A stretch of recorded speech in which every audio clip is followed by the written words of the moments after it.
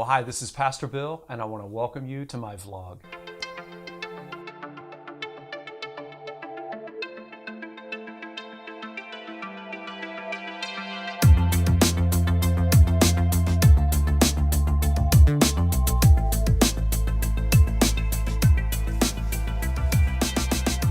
Hello, Impact.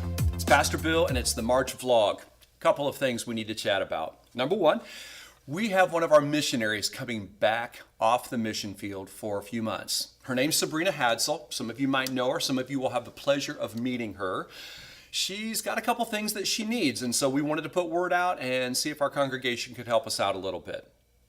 So she's going to be here middle of June, all the way into about that first week of January. And during that time, she desperately needs a vehicle. Now, here's the kicker. She not only needs the vehicle for that time, she's going to put about 15,000 miles on it because she's got to get around to see other churches that support her, not just the Impact crowd that looks after some of her needs.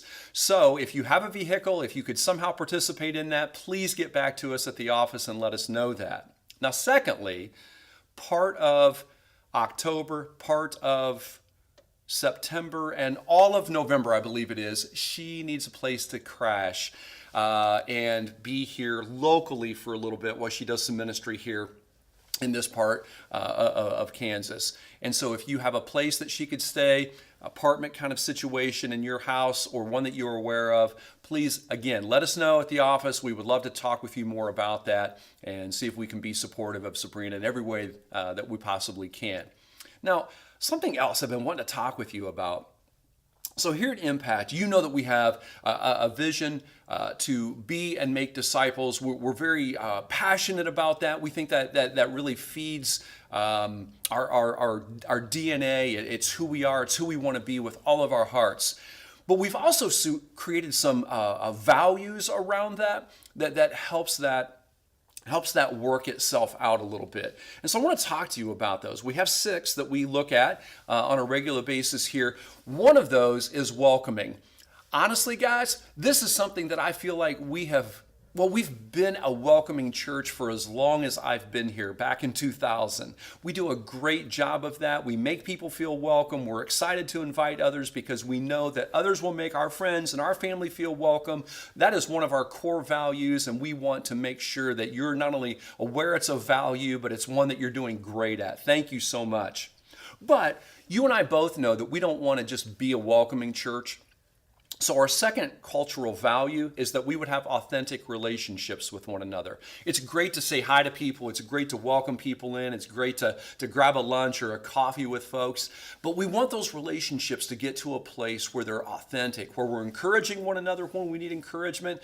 And we're also pulling each other off to the side and saying, hey, here's an area that I need your help in growing. Could you walk with me a little bit? I need to be more open and authentic with a few people in the congregation and let them help me in my faith and in my family and in the relationships that I'm in, which really takes us to the next cultural value, which is growing in our faith. We want to be a church. When we talk about being and making disciples, being a disciple isn't just some sort of, hey, I know Jesus, I got saved, I got baptized. It's a relationship that we're in. And we want every person here to be growing in that faith and developing in that faith, deepening in that faith, coming to know God at a deeper level than what you ever have, so that as you look back over a few months or even a year, you can see that there have been definite steps of growth and development. That brings me to another one. When we talk about being a welcoming church and authentic relationships, a place where people grow in their faith, we want to be a church that invites other people in. Now, the reality is, every one of us know people that don't go to church. And sometimes we feel weird about asking people because we don't want to push on them too much. We don't want to be, that guy or that lady. I understand that, but you also have to understand something that's really true, and that is a lot of times people will come because somebody else took the time and had enough,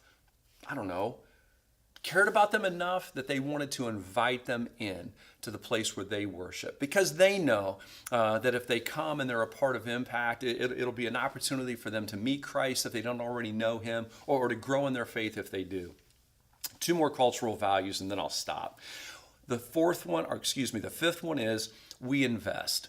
We invest our time, we invest our talents, we invest our treasures, but we think impact and the mission that we're on and the vision that we're about is worth putting skin in the game. And so we ask our people, please come, be a part, serve, get yourself plugged into whatever's going on, support it financially, but however that looks, however that works, make sure that you're invested. I'll tell you one thing, church means a whole lot. It means a whole lot more when you have a vested interest. And then the last thing is get involved. Get involved. Whether it's inside the four walls of the church or it's outside and things like the Kansas City Rescue Mission or being with the faith partner down the street with Bentwood or whatever else it may entail, be involved. And guys, don't wait on us to make the big ask. We may not have everything going on that you feel a draw in your life to be involved in. That's okay.